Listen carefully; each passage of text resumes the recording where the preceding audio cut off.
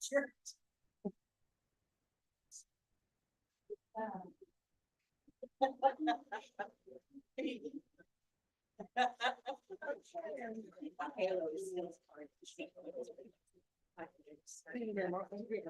I guess I better turn on my mic. Okay, please join me in opening the Butler Community College Board of Trustees regular board meeting for Tuesday, November 12th, 2024. And we would like to start by, please join me in the Pledge of Allegiance. Mary Martha got stood up, she's in charge. I pledge To allegiance the flag of the United States of America and to the republic for which it stands, one nation under God, indivisible, with liberty and justice for all. Okay, thank you. The first item of business is to approve the agenda. Do I have any changes or to the agenda for this month? I have two I'd like to propose. Okay, I would move consent agenda items XDB and EA to board action items. That's the nursing, Winfield Simulation Center and strategic higher education proposal. okay, so D, number E. B, Yeah, DB and and E. then EA. all under 10, Yes, BB and E and A, yes. That's two items. A, B, D. Okay. Any other proposed changes? Do I have a motion and second for that? I think I That's your moved to motion. do The that, yeah. motion The needs motion? a, doesn't it need a second? Yes, I'll second it. Okay, we have a motion and a second. Could we please vote? Trustee Good? Yes. Trustee Brungart? Yes. Trustee Rhodes? Yes. Trustee Jolly? Yes. Trustee Hueslick? Yes. Trustee Shear? Yes. Trustee Smith? Yes. Okay, our next item is recognitions. We need to approve the agenda. Oh. Abandoned agenda then. I'm sorry, I do that every time. Okay, now we'll approve the agenda with the changes. Move we approve the agenda as amended. Second. Okay, vote please. Trustee Good? Yes. Trustee Brungart? Yes. Trustee Rhodes? Yes. Trustee Jolly? Yes, Trustee Hueslick? Yes. Trustee Shear? Yes. Trustee Smith? Yes. okay, now recognitions, Dr. Kroll. Okay. First recognition is for Lindsay Fields. I don't know if she's connecting with us by Zoom. I don't see her in the room here. She's been elected to a 3-year presidential term for the National Association of Biology Teachers. And during those years, you'll see that she'll serve on the board of directors. She'll be the president-elect this coming year in 25, president in 26, and past president in 27. So we're excited for Lindsay and excited for her commitment to her organization at the national level, and obviously brings great stuff back to her classes and to our students because of that association. So we want to say congratulations to her.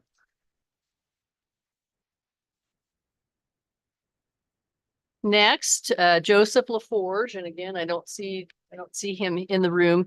He's been accepted to participate in the NSF-funded national course-based undergraduate program aimed at integrating CRISPR technologies into community college classrooms. And so the CRISPR technologies, if you know, are the opportunities to alter or modify DNA in different organisms. And so he's going to not, I don't think he's altering DNA on sheep or anything like that, but probably, bacteria and some things like that. So anyway, he's going to integrate that opportunity of learning into his classroom. So we're excited about that. And again, super opportunity for our students. So congratulations to Joseph.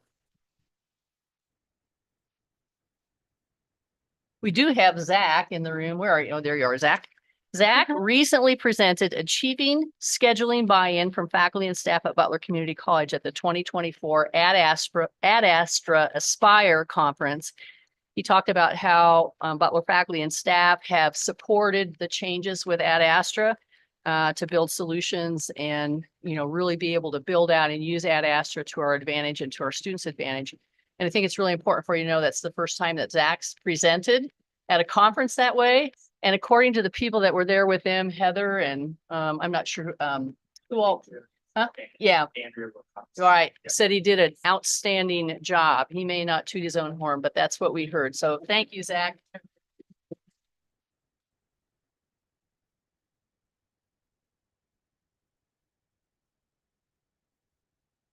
Next on the list, we have Kirsten Allen. There you are, sitting in the back row. You know, our folks in admissions have constantly been engaged and involved with CACRO. You know, it seems like every year we're recognizing, you know, at least one or two or sometimes three people for their commitment to the state Association of Collegiate Registrars and Admissions Officers. And Kirsten served as the historian and constitution coordinator for this past year. And so she's been up here multiple times for recognitions at different levels. So Kirsten, thank you so much.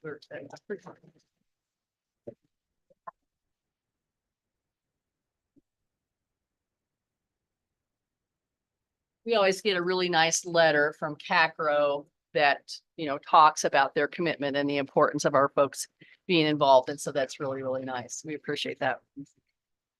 Ireland is here.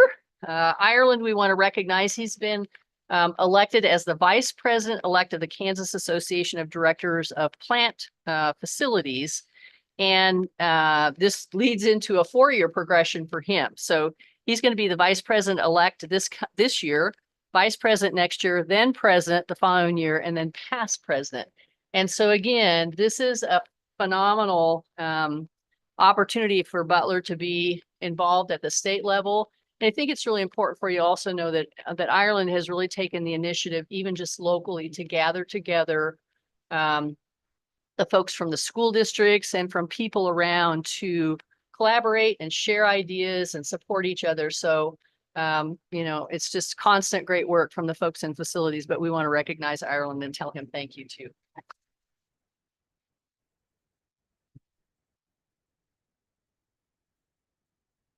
Now you can't retire. And then I have a couple more that didn't end up on the list, but I want to recognize Kelly Sneddon. And there she is sitting in the front row. And then Jennifer Green Miracle. I don't think Jennifer is here, but Kelly and Jennifer, the last 2 years have been really, really significant in promoting the Build Your Future event that's been at Century 2 in Wichita. Last year was the first year for it. This year was the second year. And they have been really, really pivotal in working with Wichita area builders and a number of different organizations to create this incredible opportunity. I think the information that I have is that the growth from last year to this year was 200%. In the number of students. There were more than 1,200 students there, representing 42 schools from across the state, from as far away as Kansas City, Ellenwood, and Pratt. And they're orchestrating all of this stuff that's happening that really puts Butler at the forefront. So let me read what Jennifer shared. There were over 40 exhibits for students to explore throughout the day. Everything from riding on an Evergy powered lift to operating a skid loader. Each student was challenged to show off their skill sets, whether it had them hammering, slinging mortar, caulking a window, creating their own designer tile decor, and more. Team Butler had a strong presence at the event. And again, you know, under the leadership really and the push of Kelly and Jennifer. Instructors from the disciplines of 3D design, general construction, masonry, and diesel technology were on hand to give guidance and direction to students throughout the event, from answering general questions to helping better understand why a brick wall needs additional support. Team Butler drew quite a crowd throughout the day. A very successful event where Butler's presence was felt and appreciated. Kelly and the marketing team and Jennifer have done a great job in securing premier placement and strategic branding opportunities to extend the Butler presence for Build My Future attendees beyond the events of the day. And so we want to say, thank you.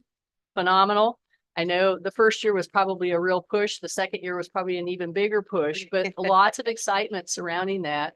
And there's huge benefit that comes from that. Middle school students and high school all the way.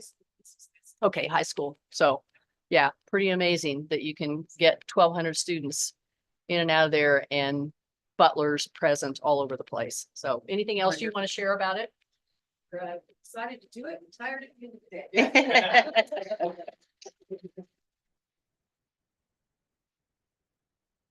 Okay, I think that's what I have. Thank you. Oh, I'm sorry. Yes, yes. I don't want to forget the next page in your board book on page 4. Always this month, we recognize our honor roll of Butler veterans. This is a really, really short list. It certainly doesn't include everybody that's served. When you think about all of our staff and our students, there are lots and lots of other folks that have served. But we're really proud of, Forrest is on the list, Kent is on the list. Really proud of people's commitment to our country, and so appreciative of what they have done for us in their careers and what folks are still continuing to do. Celebration of Freedom concert was Sunday on campus. We had a really nice Veterans Day celebration yesterday. The band was part of it, which was really fun to have the music, and had some great speakers. So thank you to our veterans. Just this short list shows 140 years of service, and we know that there are hundreds more years of service when we start to think about all of our employees and staff and students that have served and continue to serve. So thank you. Forrest. Yeah. Thank you. Yeah.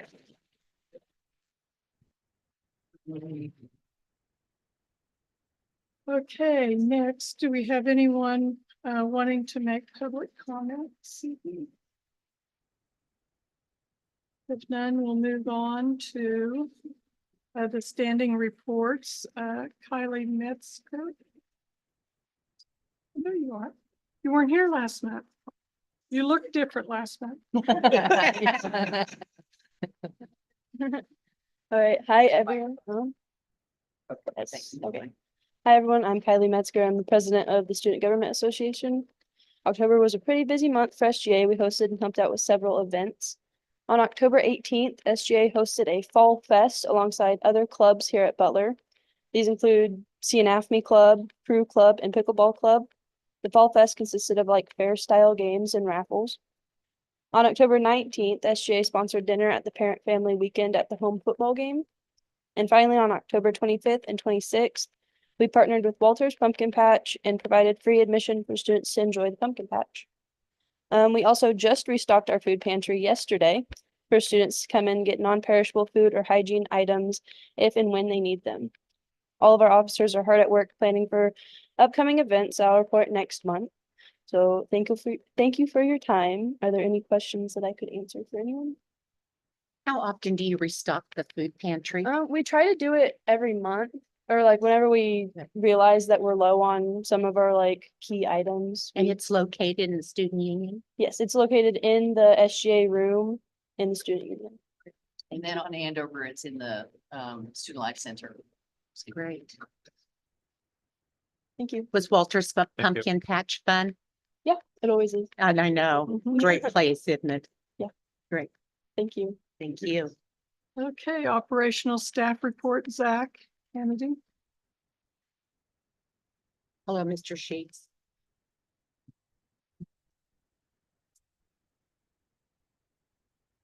Hello. I have a couple things today. So last month at IDD, we sold our Midwest mixes during the lunch hour. And we will be continuing to sell those throughout the rest of the semester. We'll be sending out an email on how you can do that later this week. On the behalf of op staff and the professional employees, Camille and I would like everyone to participate in the personal care products donation challenge to help stock the food pantry. So we have boxes located in the 1500 building on this campus and in the student union in Andover. So we're doing a little fun competition between op staff and professional employees. And if you're not in either one of those groups, just pick a team and donate, please. Oh, I thought you would say donate to off staff. Well, I'm not going to say that up here, but I will say that in my office. And our next meeting for op staff will be Thursday at 3 p.m. in Andover. Great. Okay, Neil Freeman with the professional employees report.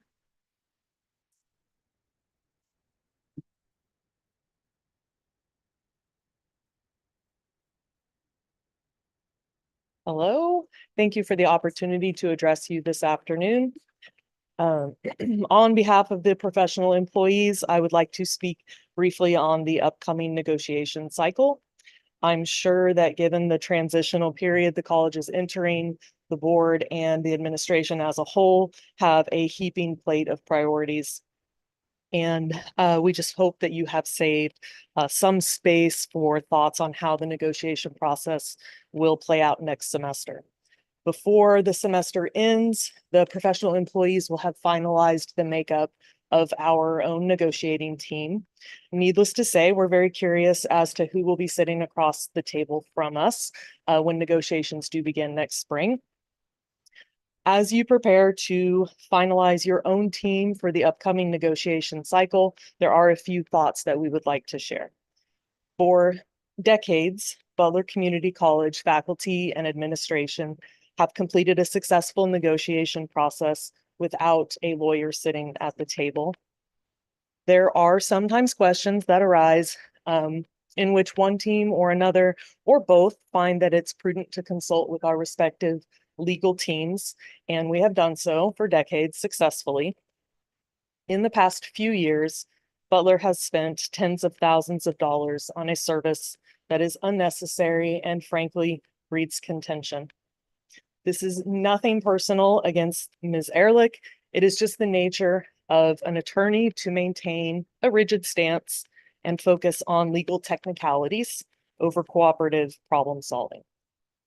An attorney's presence brings with it an inherent assumption of a fraught dispute in need of arbitration, rather than a mutually constructive conversation between parties with shared interests.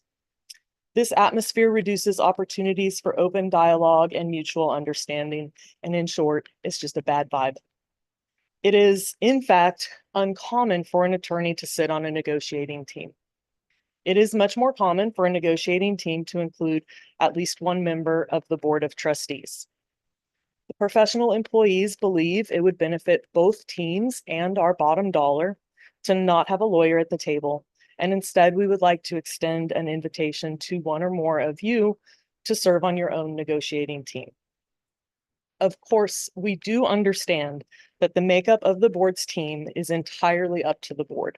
We only want you to know that we would welcome your presence and that you would consider how your own interests would be served by being part of the discussions that happen at the table. We believe it benefits everyone to narrow the gap between those discussions that happen at the table and the board's ears.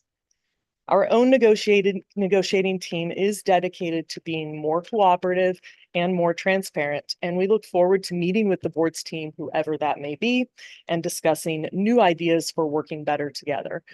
We do consider this transitional period as a really great opportunity. We're excited for it, and we're hoping that we can make some really positive changes. Questions? Neil, when would the desire be to have a negotiated contract? By June 30th? Or we've gone much far past that in the past? The earlier the better from our perspective. There's always an issue of when we will negotiate insurance because I cannot speak to that as an insurance expert, but there's always a time period of we don't know what the increase will be. And so there's a desire to wait until we have that information before we complete. But typically, we like to have negotiations completed before this summer begins by June. Yeah. And so you're aware, you know, that we will be in our president's Yes. situation until that time.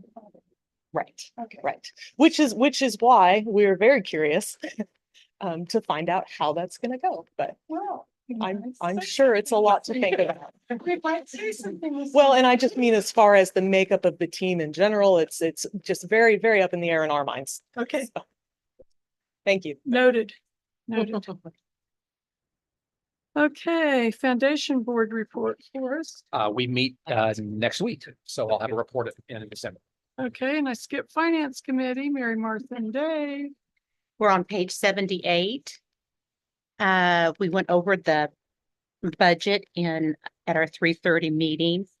The changes on other sources under revenues has changed, and that is because the interest of increase. And then also on the physical plant operations, it has decreased, and that's just because the utilities budget, there were different increases in it. Any questions?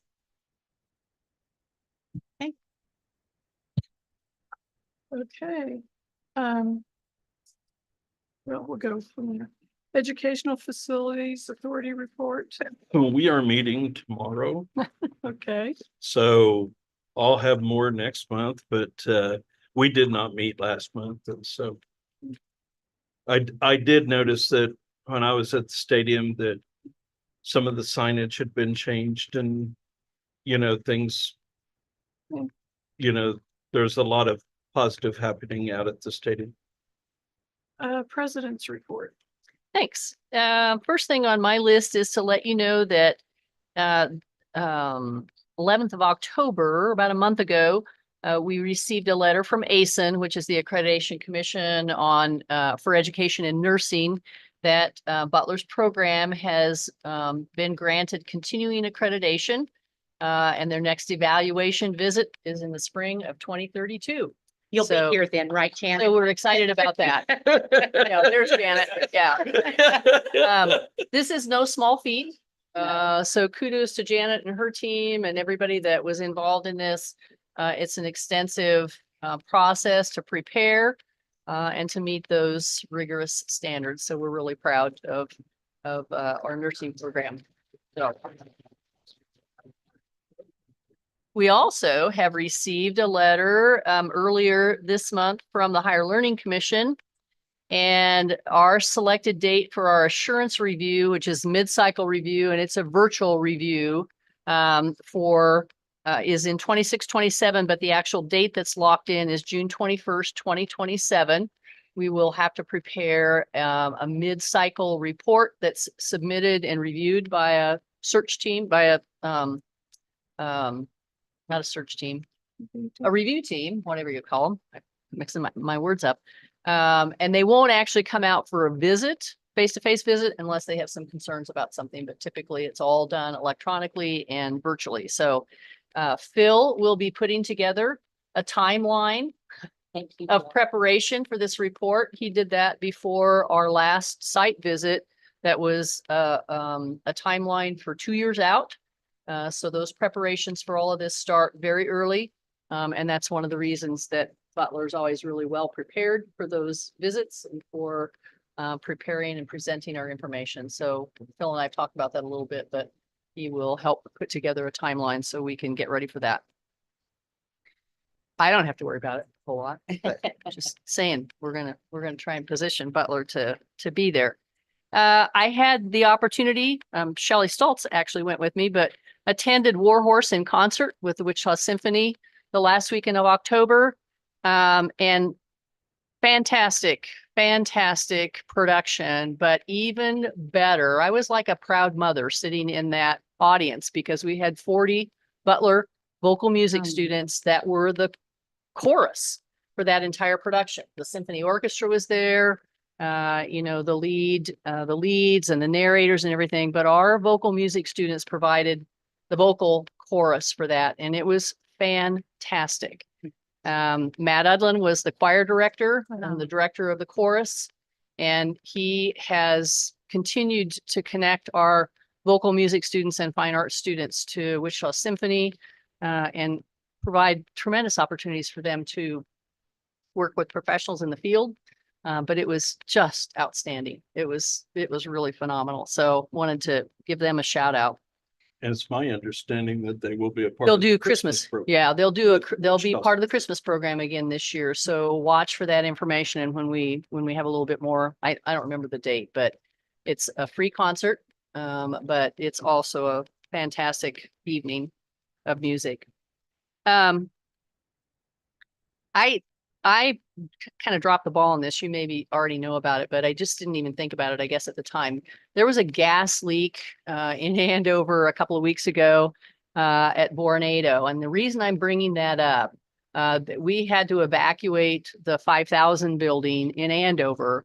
And just so you are aware, they blocked off 13th Street to the west of our exit onto 13th Street. So our employees and students had one way off of campus. We had folks, and we've done the debrief, Bill and Glendale have done the debrief. I mean, no one was hurt. There wasn't any tragedy, but we had people that were stuck in the parking lot for 20 or 25 minutes trying to get onto 13th and to get out of there. So when we talk about road construction at Yorktown and Commerce and entrances in and off campus, that's part of the reason that we're doing that is we've got to have other emergency exits off of that campus. If there'd been a fire or an explosion or something like that, we would have been in really, really tough shape. So, 13th Street to the east, is paved for a little ways and then turns into gravel, and either that or you got to go north over that crazy little bridge and try and get on 21st. So just so you know, I'm having lunch, and it was already scheduled, but having lunch with Jenny McCausland this week. So I'll find out what the timeline is to start that road construction, but it's critical for emergency access and for our folks that we get those roads built. And so appreciative of the fact that you understand the importance of that as well. And then last, it seems like it's a little ways off, but the fall nurses pinning ceremony in December will be on Friday, the 13th. We've typically had it on Thursday, but the Performing Arts Center downtown is already booked. And so we're going to have to hold it on Friday, but we need to know who might be willing to do the welcome from the board so we can get that on your schedules and kind of get that organized. So I think Forrest maybe did it last year in December for us. It's a canned welcome. We will write it for you. It's scripted, it's short. I think it starts at 7, right, Janet? 7 o'clock? 7.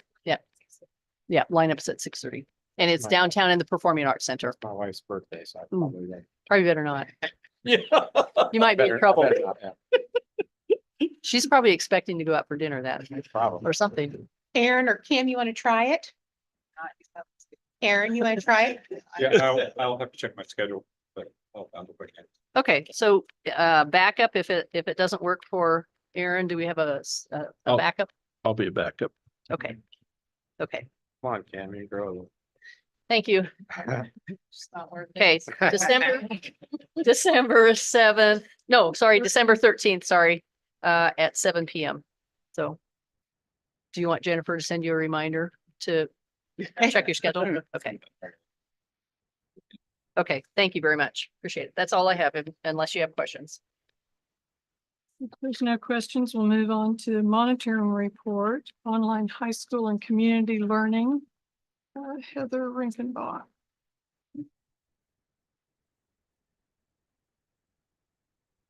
Good evening. Good evening. Our report was provided in the board book. I know there was one question about enrollment at EDCF. That information is actually on page 14. First line under the enrollment/facts section. The only thing that's not there is the in-county versus out-of-county. So these Treat 'em students are all incarcerated in Butler County. So the majority of them are in county, but in the fall of 23, we did have 2 that were out of state. So if they come into the facility and start taking classes with us and they were brought in from out of state, then they would remain an out-of-state student until they roll over according to our policy. I had one question now. I need to find it. So where you list the credit hours, and we don't have on high school programs. We don't have a Circle or an Augusta high school program. Say that again, Linda. I didn't hear. It's on page 7. And it says enrollment facts, increased online enrollment for fall and 2024, fall 2023 online enrollment. Then it says high school programs and it tells who the directors are. Do we not have a Circle or Augusta? We do. So those would be, so we actually went through a restructure with our high school programs last year. We used to have a director in Rose Hill and one in Andover that ran our early college academy programs. And then that put every other high school that we serve under the direction of 2 directors, one in the Flint Hills and one here in El Dorado. So as you can imagine, serving every high school in Butler County and Greenwood County under one director was a pretty significant workload. So we actually restructured and created territories for our high school directors. So our Rose Hill director oversees the ECA at Rose Hill and also all the high schools in that area. Same thing with Okay. Andover, same thing with El Dorado. So we basically have. Yes, there's we 11 serve every schools. high school Okay, in the county. thank you. Just following up on my question. So the El Dorado 20th day numbers. This increase in the 116 and the correctional facility would count towards El Dorado numbers on the 20th day. It would We're just- count, Of course, towards the increase of our 20th day numbers. well, I don't know how that Or was just in presented general, to like, you in big- terms of. Yeah, I mean, it's categorized as its own location. Okay.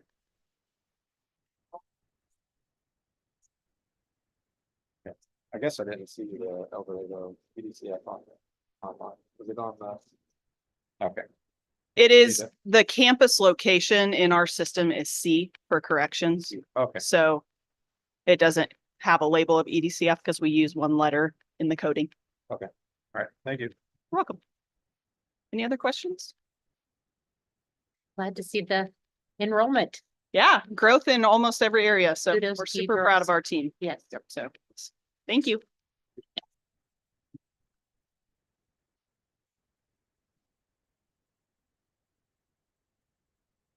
Okay, board strategic discussion, issues and opportunities. Policy updates, educational advancement pay for staff. Shelley Stoltz. She's connecting by Zoom.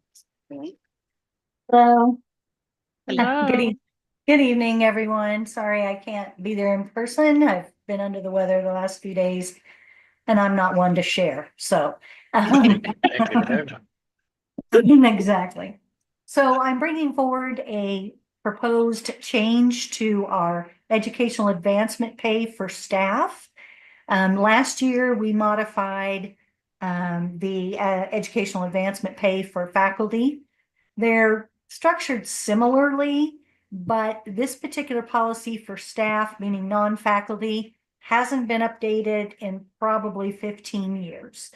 And we feel that the benefit should be equal to what the faculty receive as far as educational advancement pay. So what this particular policy does is allows for professional development or educational attainment to receive a bump in pay. And we are identifying that that would be 2 bumps a year, particularly if needed. And that is qualified by some information like whether you achieve 9 credit hours or 135 clock hours.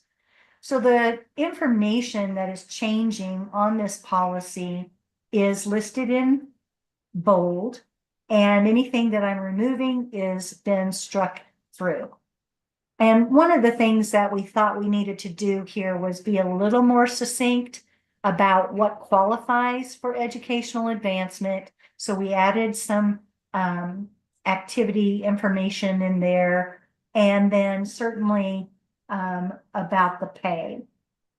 Currently, full-time and part-time are kind of lumped together and received a $400 increase after they completed an associate's. We have elected to move part-time out of that, and a part-time would be a pro rata amount of this $1,000. So basically, if somebody works 28 hours a week, that's 70% of a full-time associate, so they would get $700 or something like that. Okay, so so those are the main changes that we're making. We also did not want to limit professional development and an opportunity to further their pay through educational or professional development to just associates or beyond. So we also added some information about certifications or licensures specific to their position or role. that would be equivalent to that 9 credit hours or 135 clock hours. On the last page, we took out some, what we felt were things that weren't really, taking place or were really necessary. And, so we took out the need to have a council review every single, request for educational advancement. That should be done by the supervisor and then approved by them and sent over to HR for, further review. And this kind of mirrors what we do for the faculty as well. And so we took out this educational council that really hasn't met that I'm aware of since probably 2015. So we took out that language in here. The estimated additional funding needed for this change for just the staff, meaning administrative institutional support and operations, is about addition of $6,000 a year, depending on how many people are actually able to qualify for an advancement pay. So What do we have any questions do you have? questions? Sounds good to me. This would be on the consent agenda next December? month. Mhm. Yeah. Yeah. Okay, thank you very much. Thanks, Shelley. Thanks, Shelley. Thanks, Shelley. You're Okay. welcome. Next, we have the Graham Leach Wiley Act. And Christina Byrne. Yes, thank you. This year's GLBA assessment shows improvement in comparison to our previous year's assessment. We moved from 73% compliance to an 89% compliance, which we've improved. However, you're only considered compliant if you reach that 100% mark. So we are making progress and moving that direction. We were tested against 15 safeguards. We passed 12 of the 15 safeguards. We passed 11 last year, so we have shown improvement. Our controls, we passed 104 of the 117 controls. Last year, we were tested against 56 controls. And this coming year, we'll be tested against a higher set of controls per direction from our cybersecurity team. The security landscape is always continuously changing, and so those controls continuously change to ensure that your cybersecurity defense is where it needs to be. During this year's financial audit, we were requested to provide our GLBA audit and our roadmap for compliance, which we provided for the auditors. Cybersecurity insurance in the past historically has never requested this information from us. However, the cybersecurity insurance forms are very detailed, and they ask some of the same questions that our assessment asks, and we've always been compliant in those areas. If not, and I'll use multi-factor authentication as an example, cybersecurity insurance let us know that it was going to be a requirement the following year on our insurance renewal, and we had a year to comply. And so we moved forward with complying with multi-factor authentication within that year. So we were compliant and we're able to check that off on our cybersecurity insurance the following year. We appreciate those forewarnings so we can prepare ahead of time. Later in exec session, I'll go into further detail on the areas that were still considered a risk area for us. We are considered a low risk at this point. I would like to be at no risk, but I will take a low risk. So we'll cover those and we'll talk about those later tonight in exec session. Any questions? Okay. So your first year results are higher than Bill's last year results. Absolutely. I hope he's watching and he heard Way that. to go. Way to go, Okay, Christina. congratulations. Good question, Shelby. That's what I'm hearing. The next item is outside revenue sources. I believe this is something that we had asked about. And so the information that's provided on page 20 and 21 gives you an idea of what our outside revenue sources are at this time. You'll remember that we've talked about, are there other outside revenue sources that are possible that would help us maintain a flatter, lower mill levy to our taxpayers. So this is the beginning, and we'll need to work from here and see if there's other ideas of things that we can do. Dr. Kroll, did you find out about the RISE Yes, I grant? did. Oh, good. Kay Kotz, who's our Director of Resource Development that grants, emailed and said that it's a sub-grant under KU and NSF. It pays for workshops that Janice Cow and another instructor hold for middle school, excuse me, or high school students to learn technology. Original grant ended in May of 2024, but it was continued for summer workshop. And we think for a fall workshop as well. It pays for 2 faculty salaries and a student worker salary, and some of it pays for supplies. And so it's Great. it's a Thank sort you. of technology based. Yeah. So appreciated that information from her. Very directed funds though for Yes. purpose, not. And most of the time grants are, I mean, they tell you specifically what the funding can be used for. And sometimes with grants, the institution has to provide matching grants. Some grants we don't have to. So Okay, we'll be putting that as a discussion item moving forward, maybe on a work session. Is that agreeable? So Look, then, okay, go ahead. let me follow up and ask a question then also.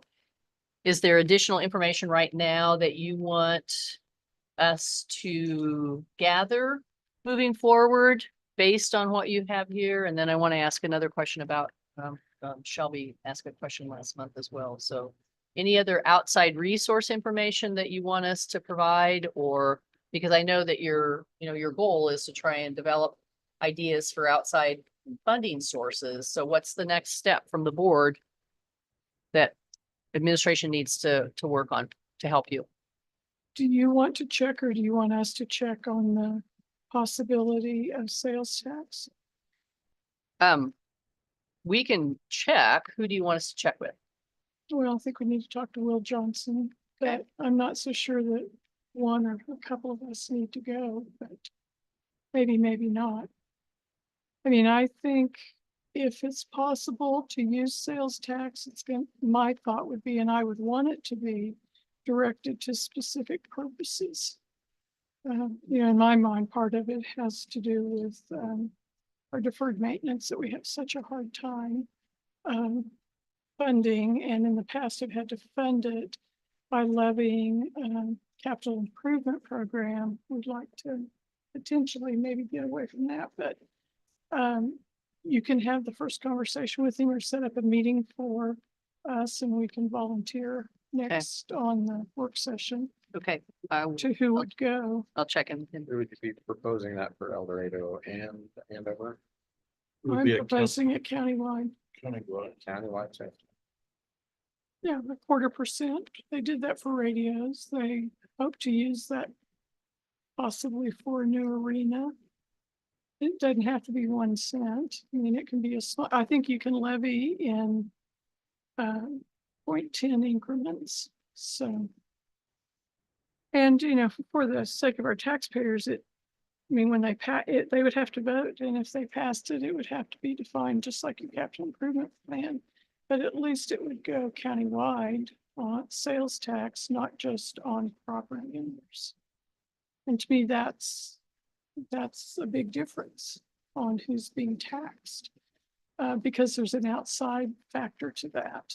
And so I know in El Dorado itself, anywhere from about 22% to 33% in the years that I monitored that came from the outside. So we know we have a lot of that happening in the Andover area along the borders. And so it's a help. It could be a help. One of the other things that I looked at here, and I don't have any idea, but there are tools you can use, but I'm wondering, are there any industry grants that we could look for? Specific industry grants. I noticed that when we get to the technology discussion later on, diesel technology program, they talk about could they have a fundraiser? And my question is, would there be any industry grants or industry partnerships that we could think of that would help us, you know, Yeah. have funds for specific programs. I'm not really expecting just a blank check to do anything we want, Mhm. but can we look at some things that are more focused? So Okay. we'd have Yep. the. We can have some of that discussion.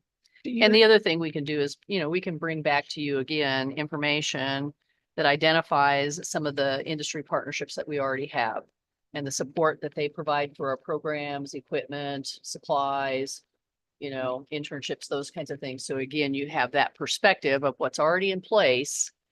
Because if you say, we want to build out, partnerships and stuff, well, we got to tell you what we've already have And and, go from there. there's maybe a need for us as the board to recognize those people that are in partnership with us already. I mean, we don't know who they are specifically. We know some of them, but be nice if they would get some recognition for what they're already Sure. doing. And then maybe some of their partners, competitors, whatever, might be willing to. So one thing I have, there's these grant tools, as I mentioned. Does the college have subscription to any of the grant? I think we do. Don't we have some opportunity through the foundation to look at grant Oh, funding? yeah. And Jenna, does Kate? Yeah. And IR? Yeah.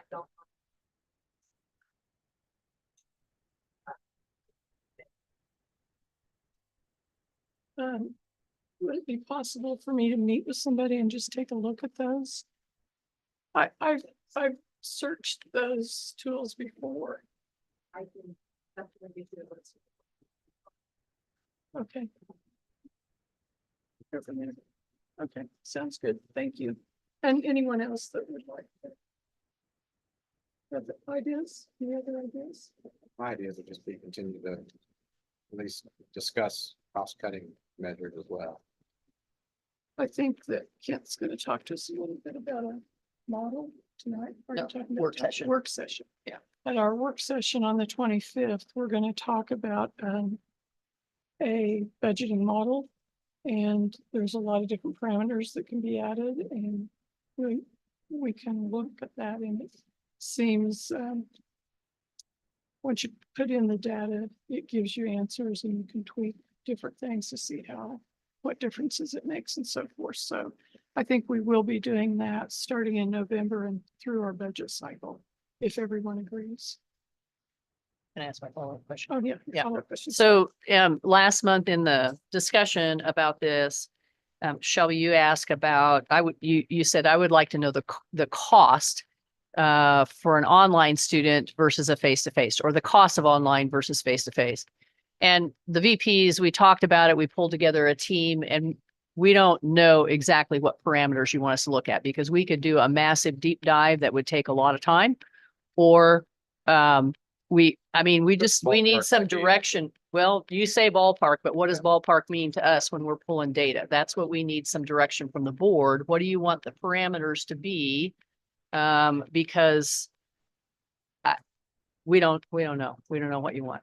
So I guess that's what I'm saying. Mostly Tell us. Just curious if you have any idea what a kid in a physical seat, if they're more expensive than an online student, what our cost and profit is per student. I mean, So what would you say, the classes, the just a instructional? physical student versus an online student. I mean, our physical students total last point the numbers, they were down 322 in Andover, up 549 in El Dorado, and up 3,000 online.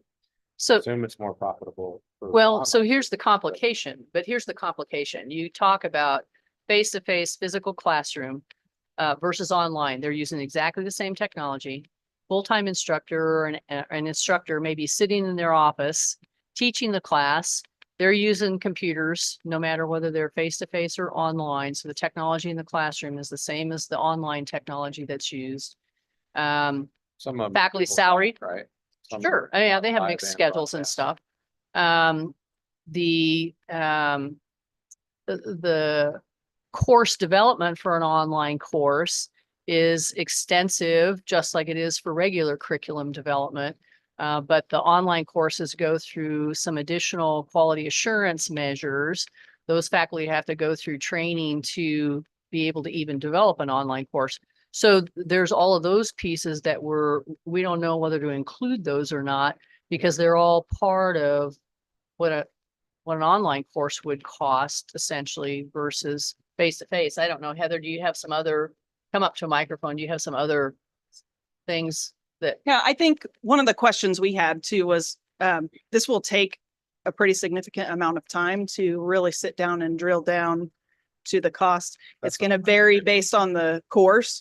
And so, the question we had too was, what is the purpose of gathering this information? If it's because there are a lot more factors that go into doing online versus face to face.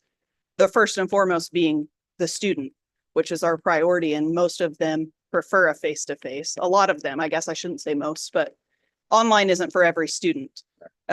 So we get into success rates, we get into, and so when you look at the cost of online versus in person, we could go as granular as this, classroom costs this much money to run utilities, to run insurance. We could get into the same thing with I online. just like to have a conversational answer, like, hey, our online was up 11%. They're generally more profitable. We're looking good. Attaboy team. That's all I'm asking. Like, just in general, is online cheaper? I would assume it'd be than a physical classroom. You don't have. That's where we get into the questions of how granular do you want to I get? don't want granular at all. Just a ballpark, 30,000. Then I would say if we're looking at cost of instruction, it would be the same because they're teaching, we pay an adjunct based on credit hour, and the faculty contract for a full-time is based on the master agreement.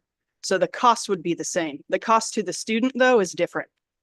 And we already, it's kind of a fixed cost with all of our buildings, making up some deferred payments and insurance anyway.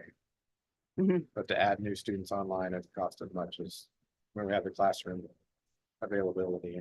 So that's all I need to know. It's virtually the same price. Well, and that's in our board report, we also talked about, that's one of our goals with our online department is how can we look to expand our footprint beyond just a modality for students, right? Right now, our online kind of serves as when a student walks into our campus, we have various options that they can choose from. How do we use, obviously online is successful, how do we use that and expand our footprint to reach further than this area? But there would be a cost of technology for online and equipment that you Yes. might not have. So you've got your Correct. overhead for a physical classroom versus maybe the technology costs Right. and maintenance of those. And the technology savings you would have for outfitting a classroom, you're putting on the back of a student. They've got to have reliable internet, they've got to have a device. And they need to have a device that can Which gets perform. cheaper and more reliable every day. honestly. That's where we That's got it. into I'm the just question. curious. I If wasn't the asking. goal is to somehow move towards a completely online No, not at school, all. then that's a completely different conversation. But if we're looking at, if you're just looking cost of instruction, it is about the same to teach an online versus a face-to-face. I'm just wanting to have the conversation since the Andover and El Dorado numbers combined the online was more than both of those combined. 10% more. So it's just a conversation to have. Is it looks like our online is going to get bigger and bigger, it's just something to talk about. But I don't need you all to spend a bunch of time on it. Just curious. thank you. Yep. Our folks, thank you. Yeah, no. You have to come to the microphone so they can hear you, please. I Thanks. also think it's important to remember that all of our students are usually taking, not all of them, but a good number of them are taking classes both in person and online. So if we're looking at it that type of cost, it's not going to be a per student situation because we have students that they want to take their math class in person if they can, and then deal with their stuff that they might be a little bit more comfortable with online. Right. That's I all mean, kids want to do it on. so I think that's also important to just keep in mind. Our students are enrolled at multiple campuses. So sorry. Yeah, that made me think of another thing. If we're looking at efficiency, right, of online's doing well. So if a student is choosing in person, the likelihood that we can push them to online that's not the modality that they want. No. So to better serve the student, what we're doing in academics and what Zach is leading throughout Astra is creating those efficiencies. So I think that's more of the tool that we want to look at rather than spending time gathering data on online versus in person. Look more at the efficiencies of each campus. No, I'm not asking for, y'all do a bunch of it, because you already did the work and reported in the 20-day numbers, just curious if it's the cost of it, ballpark. Okay, next 8D, which is the Butler Nursing Winfield Simulation Center. And Wait a minute, didn't, That started on page 47. That got moved to board. Well, actually, Yeah. we moved him to board action. it's Oh, moved board to action. board I'm action, sorry. So we'll wait. Pick up on that here in a second. so, yeah, I'm sorry. You're right. It's nines. So next is presidential search update. I just didn't want to do that. Truth is, we've been very fortunate to be able to finish our negotiations and hire the Poly Group as our consultant. We've had the opportunity to talk with their principal a number of times. They were able to use and were welcoming what we've done before and gave a lot of what I thought were very nice suggestions. Some of the things that we had hoped for before will be happening now. As a Board of Trustees, you can see all of the applicants. If you would like to spend that time, they will be funneling information to the search committee as they come in, as the applicants come in, and they're going to be sorted into preferred, qualified, and non-qualified. So, but there would be access to everyone. They're going to have a little bit, help us enhance our rating sheet. We'll be having an orientation meeting, and today, Shelley did send out the dates that are going to be, that have been set for the committee to meet. And then Kim said she had the dates for us. I do. You want me to tell you what those are? So this is what has been, excuse me, sent out to the screening committee. And again, the goal of the Poly Group is to launch the portal before the holidays, so people would have time to potentially apply or finish their applications. At least send the information out, and then they'll be able to apply right after the first of the year. So the screening committee received today an email that identified on January 17th in the morning from 9 to 11. They will have their first meeting with Angela Provart, the president of Poly Group. January 17th to mid-February, the screening committee members will review and rate the applications on their own time as applicants are added to the applicant pool. On the 21st of February from 9 to 1, screening committee will choose the semifinal candidates for first round interviews. And March 4th and 5th, kind of an all day long commitment. And then March 6th from 8 to noon, screening committee interviews will be held with the semifinalist candidates. And the information that's gone out to the screening committee is that they have to commit to those dates and times. All of that, if they're not able to, then they just need to step away. Let Shelley know, I think by next week, in case a replacement needs to be found. But we're trying to get those dates out early so people know what they have to commit to. The dates then for the final candidates to be on campus to meet with the college constituency and to be interviewed were the dates that we talked about last month. They would be March 31st, April 1st, and April 2nd if you decide to bring in 3 candidates for final interviews, face-to-face interviews on campus. So we'll send these times out. And actually the schedule and the timeline for the spring search was built around the dates that you decided would work, because we have to fit them in among spring break and everything else that's going on. So anyway, that's what's been sent out to the screening committee. And I think by I think next week, sometime, I don't see it in here. This is an initial draft. The email that Shelley sent out today actually had a date. I think the date that people have to let her know from the screening committee is next week. Is that right, Shelley? Do I remember that right? Tuesday. Tuesday, yeah. So people need to check their calendars and decide.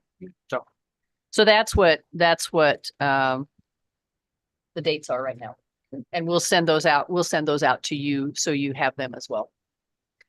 And remember, your commitment on those 3 dates for the face-to-face interviews is just sort of late afternoon, evening, where you'll meet the candidate, have dinner, and then have the interview in the evening. So even though the day is blocked out, it's really blocked out for the tours on campus and the meetings with the different constituent groups on campus and that sort of stuff. So your commitments are late afternoon into evening. Okay, the next item under that, which was really presidential search update, is that we have been fortunate to move into contract and negotiations with Dr. Jackie Vietti to be our interim president from the 1st of January until June 30th. And we're pleased. We know that she comes to the table with a lot of background about us, and we feel comfortable that this is going to be a good interim time frame. We hated it that Kim was going to be gone, but I couldn't begrudge anybody a baby to hold, and that I've asked my children for another one, and they say no. So with that said, during our executive session, we'll work on some contract terms that are still up in the air a little bit. It doesn't have anything to do with compensation and that, just some other things. And we look forward to seeing Dr. Vietti on campus next year for a time. So we hope that soothes some fears that we'd have somebody off the wall for 6 months and then there we'd be. So anyway, that's that, unless you have questions. Formal motion to. You want to formal? Yeah, I think we need a formal motion to approve Okay, her as the interim. I got one written. I move that the Board of Trustees name Dr. Jackie Vietti as our interim president of Butler Community College. And we are finalizing contract details in executive session. Second. Okay, we have a motion and a second. Trustee Good, Yes. trustee Bernhardt, Yeah. trustee Rhodes, Yes. trustee Jolly, Yes. trustee Hueslick, Yes. trustee Shear, Yes. trustee Smith. Yes. Okay, now I will go to 9C. B. Oh, diesel technology. Polygroup. I'm trying to get, we approved polygroup last time, didn't we? Yeah. Subject to the. I had it for, Yeah. Yeah, subject to the things. I'm sorry, I'm getting off base here. I'm hurrying us along. Diesel technology program, which is on page 23. And Madam Chair, I move that the Board of Trustees approve the revised Certificate C in Diesel Technology AAS degree or associated. I'll second that. Of applied science. Of applied science. All those letters. Okay. All we those. Had a motion initials. and second. Are there any questions on diesel technology? If none, I would call for a roll call vote. Trustee Good, Yes. trustee Bernhardt, Yes. trustee Rhodes, Yes. trustee Jolly, Yes. trustee Hueslick, Yes. trustee Shear, Yes. trustee Smith. Yes. Now I will have a 9C Butler Nursing Winfield Simulation Center, Schuler, And that's on page. which would be on page 47. Yep.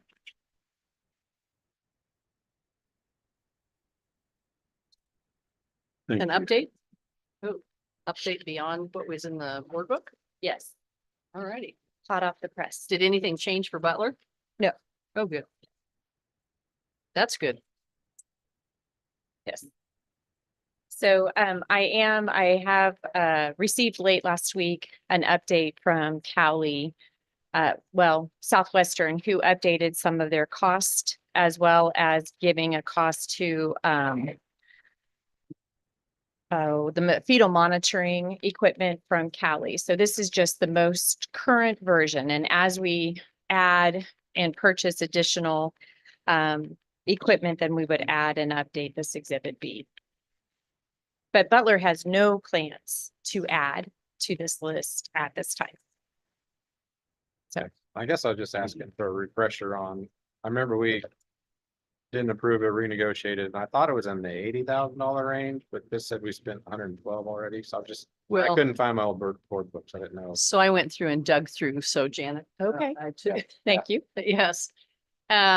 So, the first information that we presented to you was back in May of 2022, when we presented some initial costs. At that point in time, the equipment that we were looking to purchase had a purchase cost of almost $82,000. But we had used maintenance of effort funds, which were separate separate state funds that came to the institutions to be used for equipment and things like that. So we didn't use operational dollars. That was to start to outfit the actual building where we are now, where we've been teaching classes. So there was that additional expense. We also proposed at that point in time the sort of the business plan that was based on enrollment, revenue, and expenses. And for that projection, we looked at year one revenue of just over $111,000 in tuition and fees. There was expenses, one full-time faculty member at $70,000, a lease at $6,000, supplies at $2,000, and then equipment, which was a pediatric. There were some additional costs related to a mannequin of about just over 23,000. But when you figured the tuition revenue and the expenses, there was a net revenue of, I don't know if that's $9,800 or $9,900, but right around in there. The second year, additional tuition and fees, because we were adding more students that second year. So a revenue in tuition and fees of just over 201,000. Same expenses basically, but a net revenue of 68,000. Now, I didn't go back and look through the budget to see what that actually penciled out to, but that was the business plan that we put forward that you folks approved in July of 22 at the July meeting that was approved unanimously. And then the MOU for the actual site was approved in 2023. So you approved kind of the operating budget the year before, and that MOU included the lease cost of $6,000. Janet can help with this. I don't know if the simulation center that's being recommended at the hospital and the things that have been previously purchased on our list are some of those things that were already in place in the classroom that were off of that original list. And you're just potentially moving over to the simulation center. It's a little bit of everything. Okay. And I will also say that a huge increase is in the simulation equipment. We had a 15% increase in all of the simulation equipment prior to us actually purchasing. So the bulk of the budget is really on the simulator mannequins themselves. And so that was a 15% increase. Pretty much some of this is just giving value to things that we already had, and we're moving from here in El Dorado down there. But again, it's about showing the value, showing what we're putting forth into this partnership. So for example, the defibrillator simulator, if I were to buy that new, it would be $500, but there were, 12 in storage in Ireland's storage container out back. Wow. So I took one, but gave credit for the 500 instead of purchasing it. So the medication cart, the compression, the obesity suit, those were all purchased under MOU grant funding. A good percentage of the simulators were also purchased. The head wall unit was grant purchase. The vault is the other big thing of it. And that, again, that was a separate MOU. It was approved by the board with all of the licenses with the intent that it would cover the licenses down in Winfield. Now, as we learned, that's not even a fraction of the cost. Southwestern is actually taking the bulk of that cost because we didn't budget, or we didn't ask at the time for the AV, the actual cameras, the audio visual, the cords, the electrical, all of that stuff that had to be added and purchased and is part of this MOU that Southwestern is taking on. They also have taken on the responsibility of providing the high-speed Metro e-card too, and they're going to bounce. They're going to try and bounce. So we'll see. But so they've really taken on the bulk of that. And compared to what we were going to have to try to make do with at the Baden Square at the Allied Health, this is amazing that in a collaborative agreement, that at the cost for the of really, I know it is more than what we had originally anticipated with the 80,000, but for $112,000, we're going to have a full simulation center with 3 high fidelity simulation rooms. And I mean, we couldn't do that. Obviously, if you add all of this together, that's what it costs to build a full simulation center. And in some of that original documentation that we presented to you, we presented, if we didn't have the partnership, the cost for Butler to produce something like that was going to be, I don't know, I was thinking it was like almost $800,000 or something really staggering like this. So this is to actually have the classroom space, your own building, to build it from the ground up. It's a very costly endeavor. I guess just my pointed question is the board renegotiated and approved 82 grand. Did we approve 82 grand and we spent 112 without board reapproval, or is part of the 112, is that other 30 grand of that, is that just equipment we brought over? I'm just asking what's the difference? And I don't even. The value in your table, right? There's items, like she said. Right, but does that completely make up the difference from what we approved previously minus the? Yeah, we'd have to look at it, but what you're seeing in that table is the value of items that have already been purchased that the college already owns. Perkins grant. The purpose of that table is to question. show that Approved to each spend entity is 82. contributing, but Butler isn't contributing. They're not asking for more money. They've taken what the board approved and used grant dollars to purchase other equipment or use what was already here and repurpose it. Specifically, my question, Right. we approved 82 grand to be spent. I We spend more than 82 grand or not? I suspect that we haven't even come close to spending 82,000 of Butler's operating budget. But what about other buckets of Butler money? Well, the Carl Perkins is grant. That's grant money, the MOU. But it could be spent on other items. Well, no, it's very specific to what's been Right, and requested. And we can, it could be spent in other places, not just specifically here. So the Carl Perkins grant funds, each year academics goes through and looks at the total amount of funding that's available. It has to be spent in the technical areas. It can only spend on equipment and professional development for those faculty. And so they prioritize every year where those Perkins dollars are going to be spent. So maybe one year, it's nursing and auto tech or something like that. So yeah, and potentially could be spent in another program, but the academic side prioritizes where those big expenditures are and where those needs are.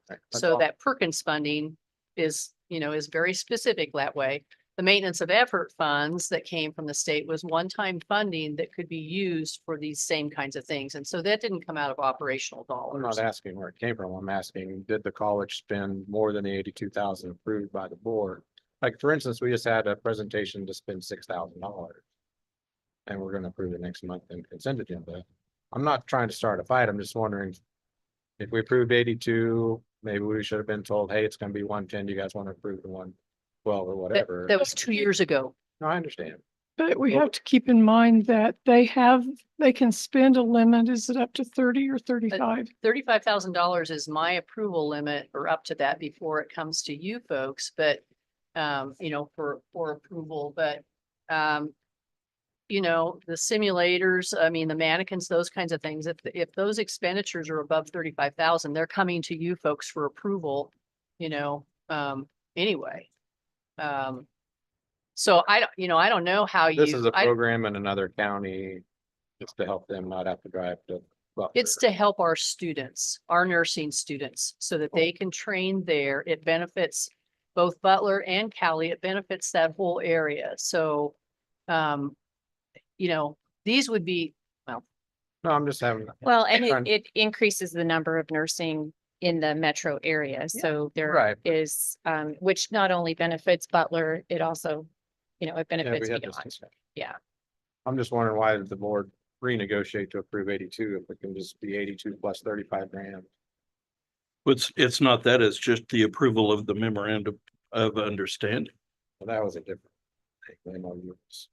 That's what you're That wasn't approving. clear. You're approving tonight, what you're approving is the partnership MOU. Right. I was just trying to figure out why I went 82 to 1. Well, increasing technology costs. Janet just said that the simulator or the mannequin costs increased probably 15% by the time that we presented and the time that they were purchased. 12. It's just like all of our other costs that go up, from inflation and stuff. So One of the other things, by providing the Exhibit B, we've now set out what we did contribute and a value to those things, where before, it might not have been as detailed, and it doesn't sound like we specifically bought all those things right now, some of it we already had and we're using. So at least now, if something happened, we'd know what was ours and what wasn't, and what value would be assigned to it. But yeah, we didn't go through and approve the next 30,000 because it came in small increments or we already had it. And what you actually approved, when you actually approved this in July of 2022, this doesn't include an actual detailed list of the cost of the equipment. It identifies that it outlines the startup costs and revenue estimates for the project. Does it say spend amount up to not to exceed? Nope, it doesn't say. It says that you're approving the Butler Cali Nursing Partnership at Cali College's Winfield campus. You were approving this based on the business plan that you requested that we put together that showed the revenue and instructional expenses. The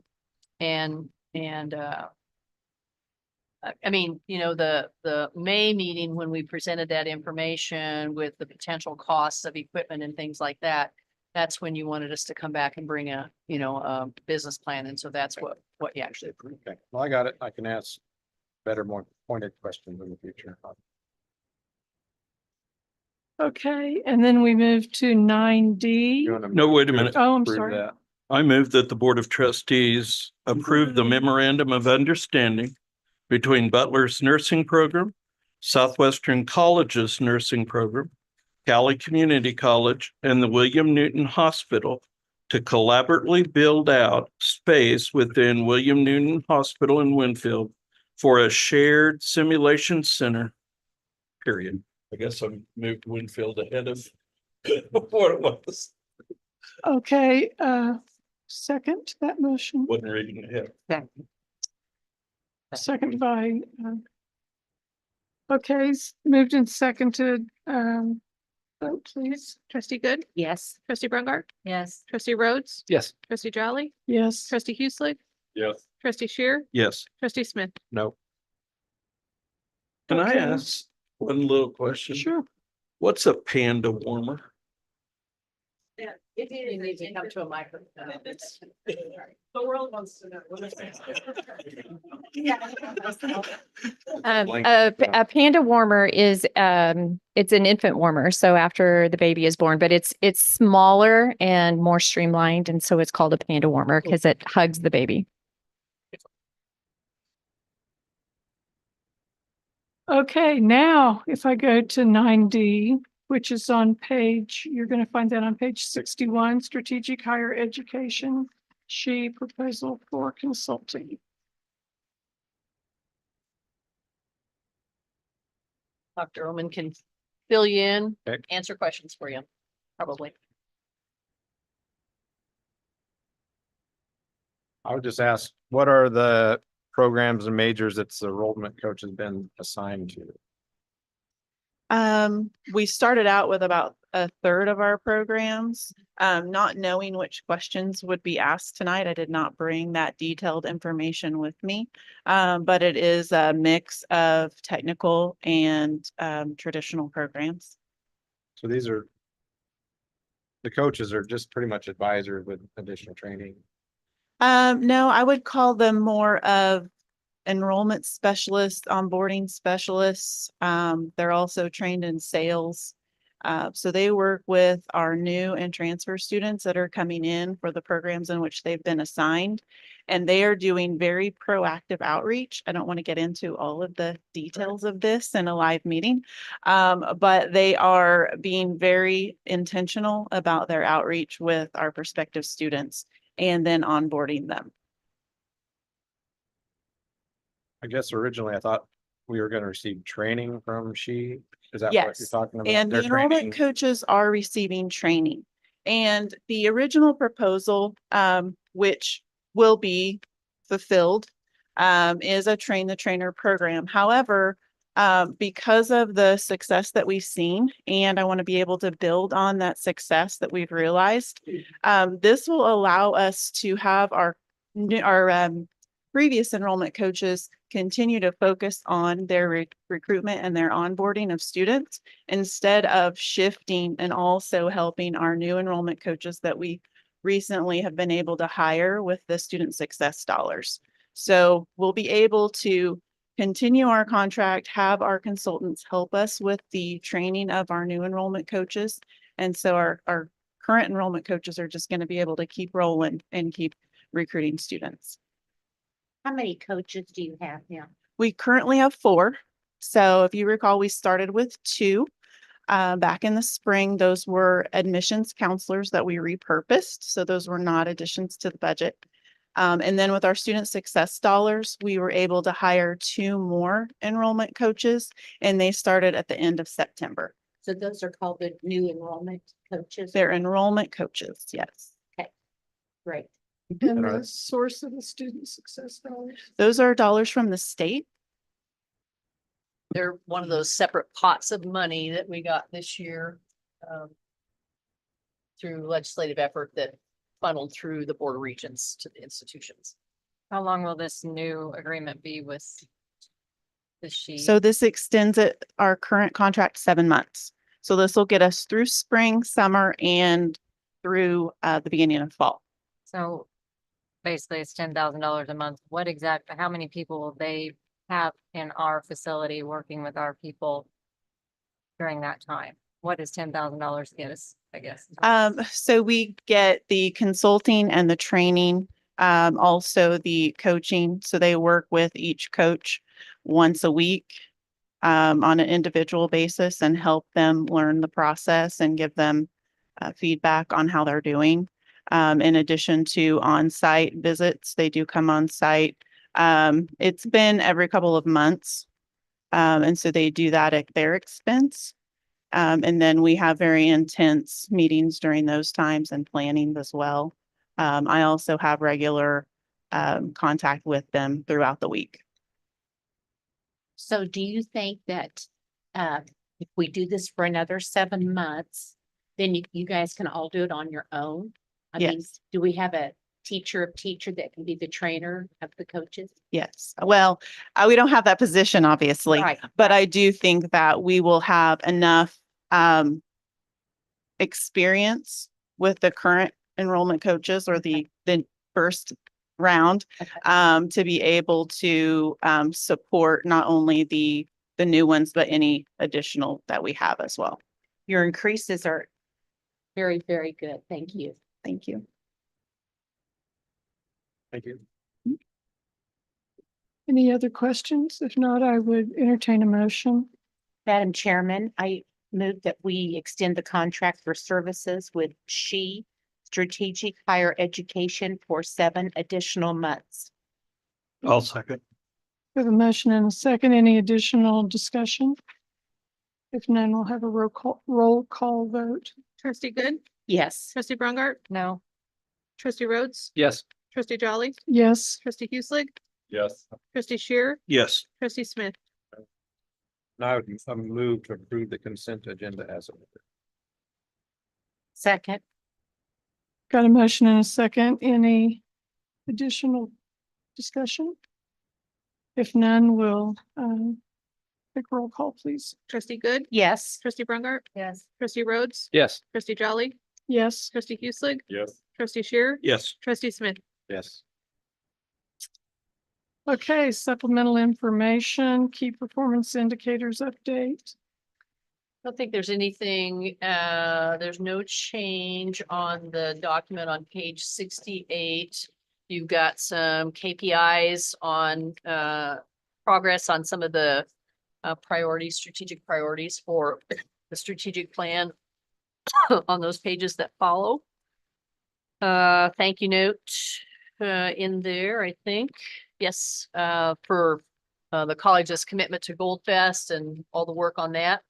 Again, Kelly and her team were a big part of that, along with a lot of other folks, athletics and everything. And then the board calendar. And so I would just point out, remember, the work session on the 25th. We typically there won't be a work session in December because that's right after or right before Christmas. I don't remember for sure when. College is closed anyway, but just as a reminder, the December board meeting, we try and keep the agenda really short because people are busy and need to go, off to programs and, different things like that. So we'll work hard to try and limit the things that are on that December agenda. So kind of think about that. If there's something that we can defer to January, we'll go ahead and do that. So. Okay, then our executive session, we need to add Terry Morrow. Roger. Roger. Yeah. Sorry, Terry Roger.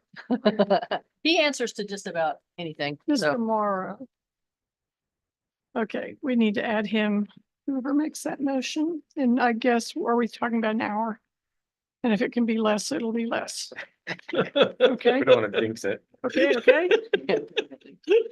Yeah, Madam Chair, I move the board recess into exec session for discussion of confidential information related to cybersecurity measures that protect specific systems, facilities, or equipment, including persons and property, and for discussion of personnel matters related to non-elected personnel, which if discussed in open meeting may violate their right to privacy. To include the board, Christina Byram, Roger Morrow, Dr. Kim Kroll, Shelley Stoltz, and Jennifer Hartman Weiss. We will resume here in the Danker Trustee Boardroom within 60 minutes. Second. Motion and second. Vote, please. Trustee Good, Yes. trustee Brungart, Yes. trustee Rhodes, Yes. trustee Jolly, Yes. trustee Hueslick, Yes. trustee Shear, Yes. trustee Smith. Yes. Okay, quick break. We come there. Thanks, everybody.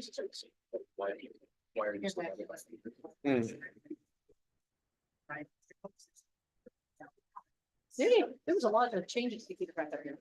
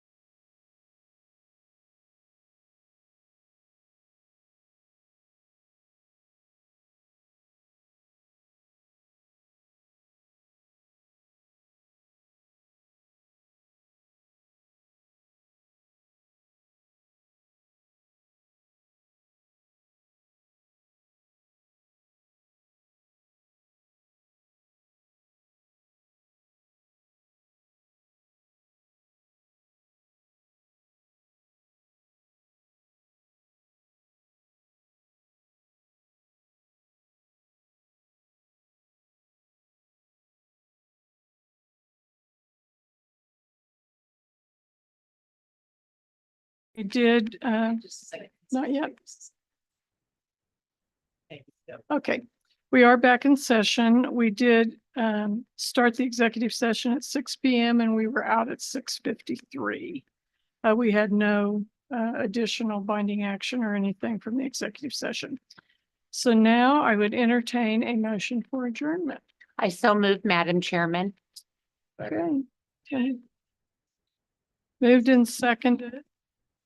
Discussion, if not, we'll take a vote. Trustee Good, Yes. trustee Brungart, Yes. trustee Rhodes, Yes. trustee Jolly, Yes. trustee Hueslick, trustee Shearer, Yes. trustee Smith. Yes. Did you notice how Jennifer started that